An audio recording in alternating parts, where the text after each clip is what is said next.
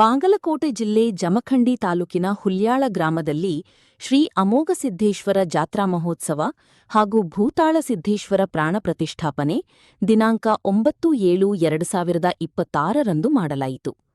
ಗ್ರಾಮದ ಓಣಿಗಳಲ್ಲಿ ಶ್ರೀ ಅಮೋಘಸಿದ್ದೇಶ್ವರ ಪಲ್ಲಕ್ಕಿ ಮಹೋತ್ಸವ ಜರುಗಿಸಿದರು ಹಾಗೂ ಡೊಳ್ಳು ಕುಣಿತ, ಅಮೋಘಸಿದ್ದೇಶ್ವರ ಗಾಯನ ಸಂಘ ಹುಲ್ಯಾಳ ಹಾಗೂ ಕಾಶಿಲಿಂಗೇಶ್ವರ ಗಾಯನ ಸಂಘ ಟಕೋಡಾ ಇವರಿಂದ ಅದ್ಭುತ ಗಾಯನ ಕಾರ್ಯಕ್ರಮ ಜರುಗಿತು.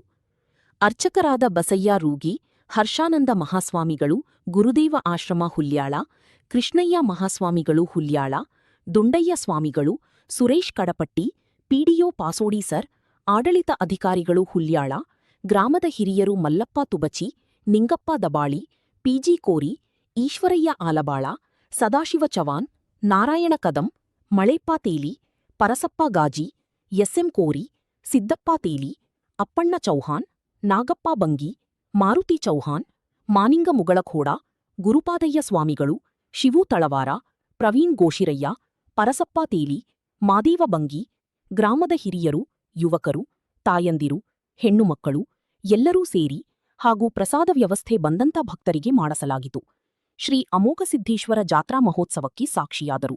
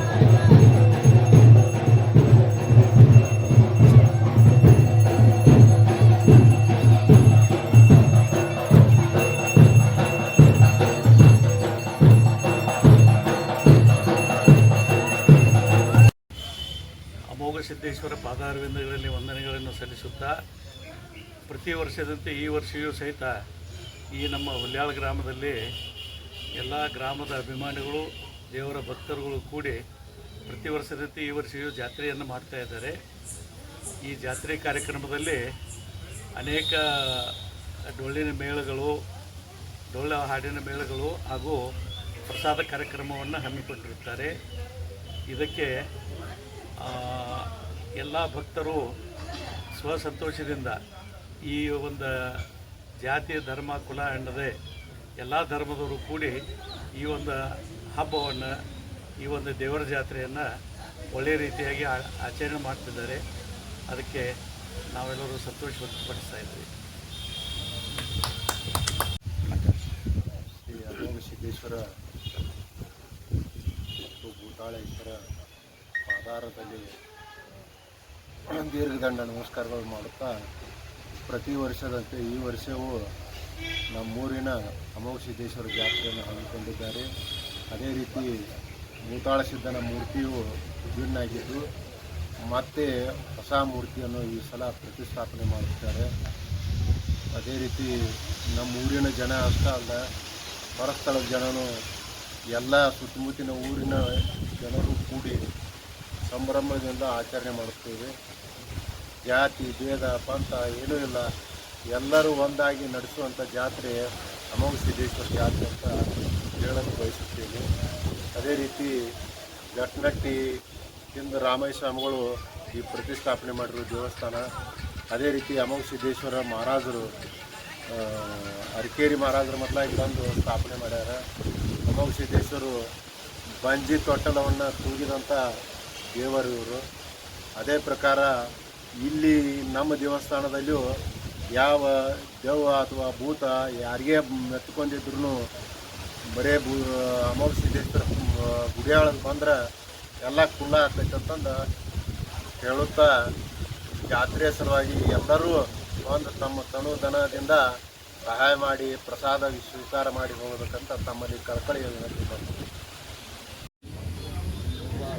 ಪ್ರತಿ ವರ್ಷದಂತೆ ಈ ವರ್ಷವೂ ಕೂಡ ನಮ್ಮ ಹುಲ್ಯಾಳ ಗ್ರಾಮದಲ್ಲಿ ಶ್ರೀ ಅಮೋಘಸಿದ್ದೇಶ್ವರ ಜಾತ್ರೆಯನ್ನು ಹಮ್ಮಿಕೊಂಡಿದ್ದು, ಮೂಲತಃ ರಾಮಯ್ಯ ಮಹಾಸ್ವಾಮಿಗಳು ಈ ಗುಡಿ ಸ್ಥಾಪನೆ ಮಾಡಿ ಇಲ್ಲಿವರೆಗೆ ಜಾತ್ರೆ ಮಾಡ್ಕೊತ ಅವರು ಬಂದು ನಿಧನ ಆದ ನಂತರ ಅವ್ರ ಕುಟುಂಬದ ಅವ್ರ ಮಕ್ಕಳೆಲ್ಲರೂ ಸೇರಿ ಈ ಒಂದು ಗ್ರಾಮಸ್ಥರನ್ನೆಲ್ಲರನ್ನು ಒಟ್ಟುಗೂಡಿಸಿ ಈ ಜಾತ್ರೆಯನ್ನು ಅತಿ ವಿಜೃಂಭಣೆಯಿಂದ ಮಾಡ್ಕೊತ ಬಂದಾರ. ಈ ಸಲ ವಿಶೇಷಪ್ಪ ಅಂದ್ರೆ ಭೂತಾಳ ಸಿದ್ದೇಶ್ವರ ಮೂರ್ತಿ ಒಂದು ಸ್ವಲ್ಪ ಭಿನ್ನಾಗಿತ್ತು. ಹೊಸದು ದೊಡ್ಡ ಮೂರ್ತಿ ಮಾಡಿಸಿ ಅದನ್ನು ಇವತ್ತು ಸ್ಥಾಪನೆ ಮಾಡಿದರು.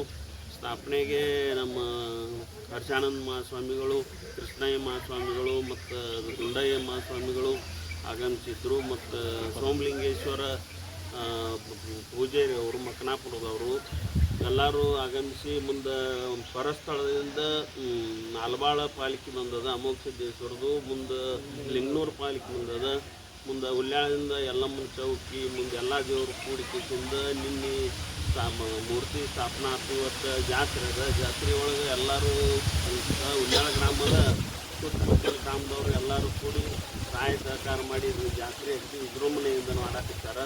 ಮುಂದೆ ಡೊಳ್ಳಿನ ಮೇಳದವರು ಹುಲ್ಯಾಳ ಡೊಳ್ಳಿನ ಮೇಳ ಮತ್ತು ಲಿಂಗನೂರು ಅವರು ಕೂಡಿ ಡೊಳ್ಳಿನ ಪದ ಚಾಲು ಅದಾವ. ಹಿಂಗೆ ಎಲ್ಲರೂ ಸಹಕಾರದಿಂದ ದೊಡ್ಡ ಪ್ರಮಾಣ ವಿಜೃಂಭಣೆಯಿಂದ ಜಾತ್ರೆ ಮಾಡಾಕತ್ತಾರ. ಇದೇ ರೀತಿ ಚೆನ್ನಾಗಿ ನಡೆಸ್ಕೊಂಡು ಹೋಯ್ತು ಮುಂದೆ ಎಲ್ಲರೂ ಕೂಡಿ ಅಂತೇಳಿ ಯೋಗಿ ಗುರುಮನಿ ಬಾಯಿ ಮಕನಾಪುರ ಗುರು ಸೋಮಲಿಂಗ ಕತ್ತು ಗದ್ದಿಗೆಯಲ್ಲಿ ಅಣಿಮಣಿದು ನಾನು ಆರಾಧ್ಯದೇವರಾಗಿರ್ತಕ್ಕಂಥ ಅಮೋಘಸಿದ್ದೇಶ್ವರ ಭೂತಾಳ ಸಿದ್ದೇಶ್ವರ ಪಾದಕ್ಕೆ ಅಣಿಮಣಿದು. ಅದೇ ರೀತಿ ಇವು ಅಮೋಘಸಿದ್ದೇಶ್ವರ ಪಾಡುಗಳು ಏನಪ್ಪ ಅಂತಂದ್ರೆ ಕೈಲಾಸದಿಂದ ಗರಿಗಿಳಿದು ಬಂದಿಗೆ ತೊಟ್ಲ ಬಡವಾಗ ಭಾಗ್ಯ ತಂದು ಅರಿಕೇರಿ ಗುಡ್ಡದಲ್ಲಿ ಇಳಿದು ಮಕನಾಪುರದಲ್ಲಿ ಗುರುವಿನಿಟ್ಟು ನಾವು ಸಂಚಾರ ಮಾಡುತ್ತಾ ಹಳ್ಳಿ ಈ ಗುರುವಿನ ಸ್ಥಾಪನೆ ಮಾಡಿ, ಅದೇ ರೀತಿ ಈ 3 ಮಂದಿ ಪುಣ್ಯದ ಮಕ್ಕಳು, 4 ಮಂದಿ ಹೊರೆಯೋದ ಮಕ್ಕಳು, 4 ಮಂದಿ ಹಿಡ್ದ 21 ಮಂದಿ, 21 ಮಂದಿಯಿಂದ 1001 ಮಂದಿ, 1001 ಮಂದಿ ಹಿಡ್ದ ಶತಕೋಟಿ ಅವತಾರ, ಹಿಂಗೆ ಅಮೋಘಸಿದ್ದಂಥ ಅವತಾರ. ಅದಕ್ಕೆ ನಾವೆಲ್ಲರೂ ಗುರುವಿನ ಸ್ಮರಣೆ ಮಾಡಿ ಪುನೀತರಾಗಬೇಕೆಂದು ನಾವು ದೇವರಲ್ಲಿ ಬಿಡ್ಕೊಳ್ತೀವಿ. ಜಾತ್ರೆ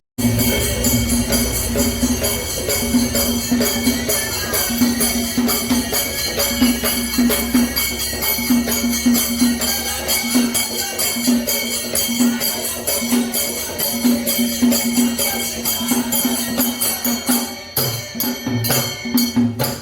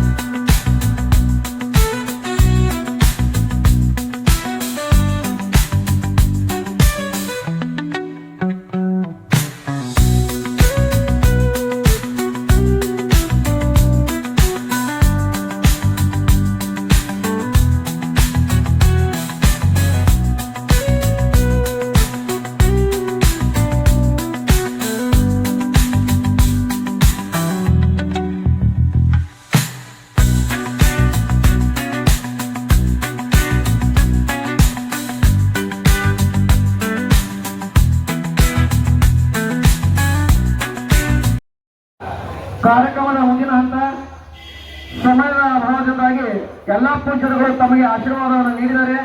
ಈಗ ದಿವ್ಯ ಸಾನ್ನಿಧ್ಯ ವಹಿಸಿಕೊಂಡಂತ ಹರ್ಷಾನಂದ ಅಪ್ಪಾಜಿ ಅವರು ಆಶೀರ್ವಚನವನ್ನ ನೀಡಬೇಕೆಂದು ಜಾತ್ರಾ ಕಮಿಟಿ ವತಿಯಿಂದ ಪೂಜ್ಯರಲ್ಲಿ ವಿನಂತಿಸಿಕೊಳ್ತಾ ಇದ್ದೇವೆ. ಎಲ್ಲನೂ ಒಳ್ಳೇದು ಮಾಡಲಿ. ಯಾಕಂದ್ರೆ ನಮ್ಮಲ್ಲಿ ತಾರತಮ್ಯ ಬರಲಾರ್ದ ಎಲ್ಲ ಮಾಡಿದ್ರು ಎಲ್ಲಾ ದೇವಸ್ಥಾನಗಳ ಒಳ್ಳೆಯ ಬರ್ಮಾಡವ್ರ. ನಮ್ಮ ಹುಲಿಯಾರ ಊರು ಭಕ್ತರು ಎಂದೂ ಹುಡುಗನೇ ಎಂದೂ ಸಣ್ಣವರಲ್ಲ, ಅಷ್ಟು ದೊಡ್ಡವರದಾರ. ಯಾವ ದೇವಸ್ಥಾನಕ್ಕೆ ಬಂದ್ರೆ ಈಗ ಸಿದ್ದೇಶ್ವರ ಆಶ್ರಮ ನೋಡ್ರಿ 25-30 ಲಕ್ಷ ರೂಪಾಯಿ ಒಳ್ಳೆ ಮಾಡಿಕೊಟ್ರು.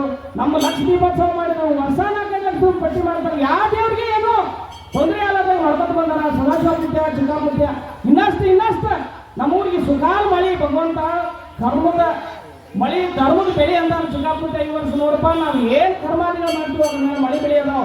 ಏನ್ ಕೇಳೋರೆಲ್ಲ ಹಾಳಾಗಿ ಹೋಗ್ಯಾರಣ್ಣ ಅಂತಾನ.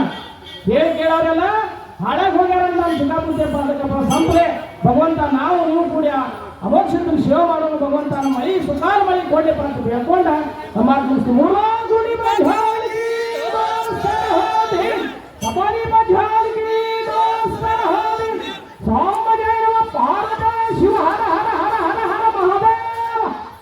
ಇವತ್ತುಗಳಿಗೂ ಅಭಿಷೇಕದೊಂದಿಗೆ ಈ ಕಾರ್ಯಕ್ರಮವನ್ನು ಪ್ರಾರಂಭ ಮಾಡಿದ್ದಾರೆ ಬೆಳಗ್ಗೆಯಿಂದ.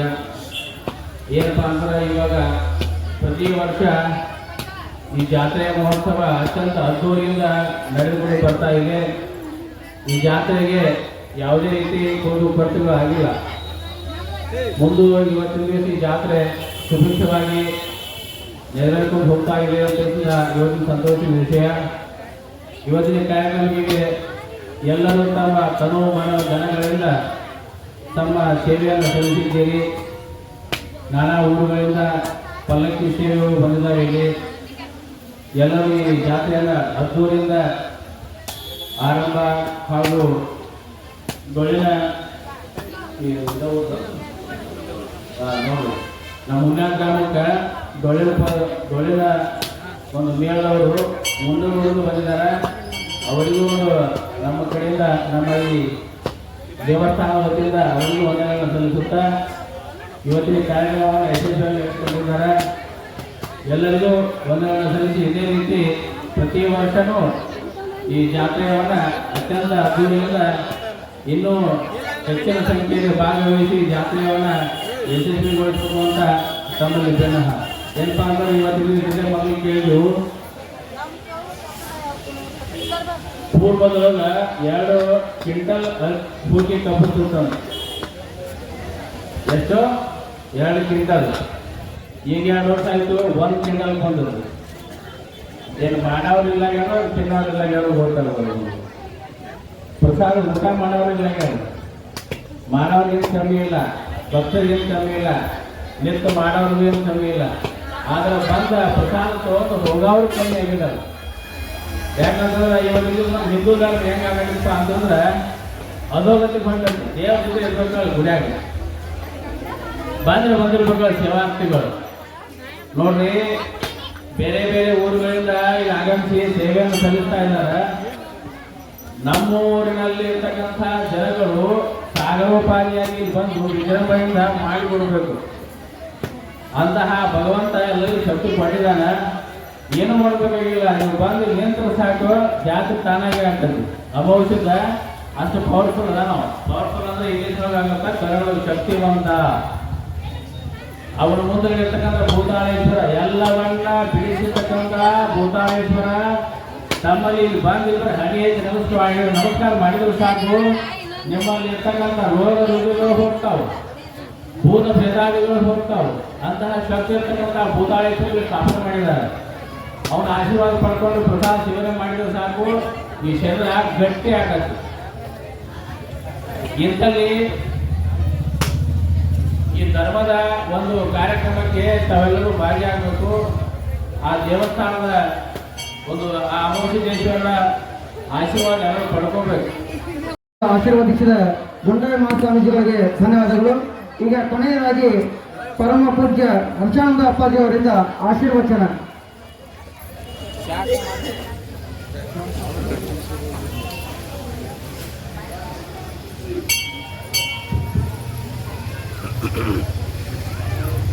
ಹಲವು ಮಾತುಗಳು ಈ ಒಲೆಯು ಪಾದಗಳಿಂದ ಎಲ್ಲವೇ ಸೂಕ್ಷ್ಮ ಎಲ್ಲವೂ ಪಾವನಗಳಿಂದ ಸುಧರ್ಮಗಳು ಪ್ರಾತಸ್ಮರಣೀಯರಾದ ಪೂಜ್ಯ ಗುರುದೇವರನ್ನು ನೆಲೆಸಿ ಗ್ರಾಮ ದೇವರನ್ನು ನೆಲೆಸಿ ಇವತ್ತು ಜಾತ್ರಾ ಮಹೋತ್ಸವವನ್ನು ಆಯೋಜಿಸಿದ ಅಮರಸಿದ್ದೇಶ್ವರರನ್ನು ನೆಲೆಸಿ ಇವತ್ತು ಜಾತ್ರಾ ಮಹೋತ್ಸವದಲ್ಲಿ ಭಾಗವಹಿಸಿದ ಕೃಷ್ಣಯ್ಯ ಸ್ವಾಮಿಗಳವರಲ್ಲಿ ವಿನಯ ಸ್ವಾಮಿಗಳವರಲ್ಲಿ ಶರಣಾರ್ಥಿಗಳನ್ನು ಸಲ್ಲಿಸಿ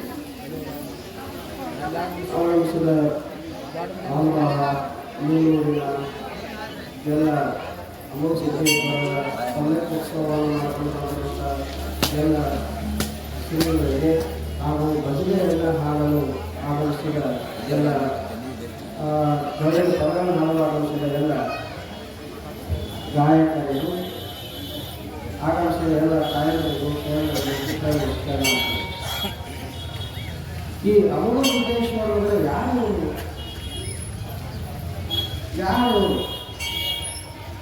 ನೀವು ಬರ್ತಾರೆ ಇಲ್ಲ.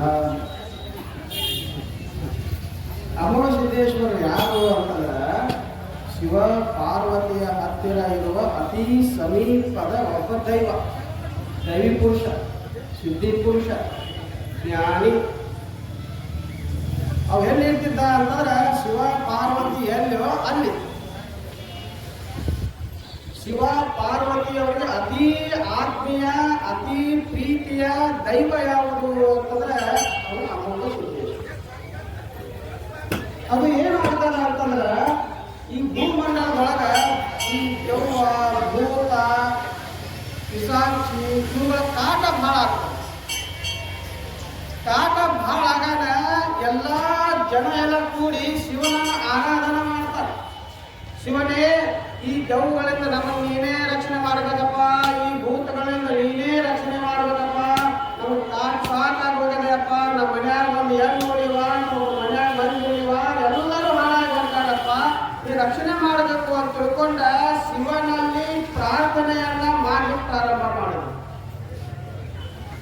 ಯಾವಾಗ ಎಲ್ಲ ಕೈಗಳನ್ನ ಬಿಟ್ಟು ಭಗವಂತನಿಗೆ ಮೊರೆ ಹೋಗ್ತಾನೋ, ಶರಣಾಗ್ತಾನೋ ಅಂತವನಿಗೆ ದೇವರು ಬಲಿತಾನೆ. ಎಲ್ಲಿವರೆಗೆ ನಾ ಮಾಡ್ತೇನೆ ಅನ್ನೋ ಹತ್ತಿರ ಶಿವ ಬರಂಗಿಲ್ಲ, ದೇವರು ಬರಂಗಿಲ್ಲ.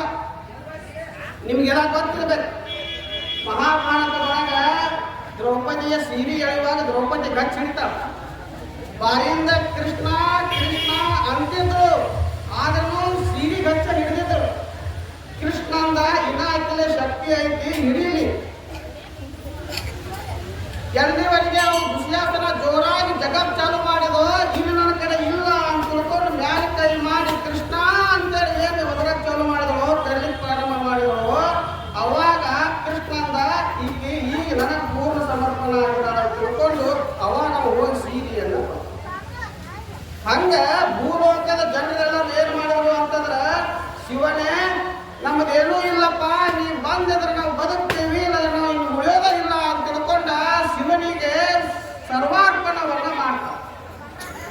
ಯಾವಾಗ ಸರ್ವಾರ್ಪಣವನ್ನ ಮಾಡಿದ್ರು ಅವಾಗ ಶಿವ ಹೇಳ್ತಾನೆ, ಅಮೋಘ ಹೋಗೋ ಅಲ್ಲಿ ಭೂಲೋಕ ಹೇಳಿದಾಗ ಅಮರಸಿದ್ದೇಶ್ವರರು ಭೂಲೋಕಕ್ಕೆ ಅವತರಿಸಿದ್ರು.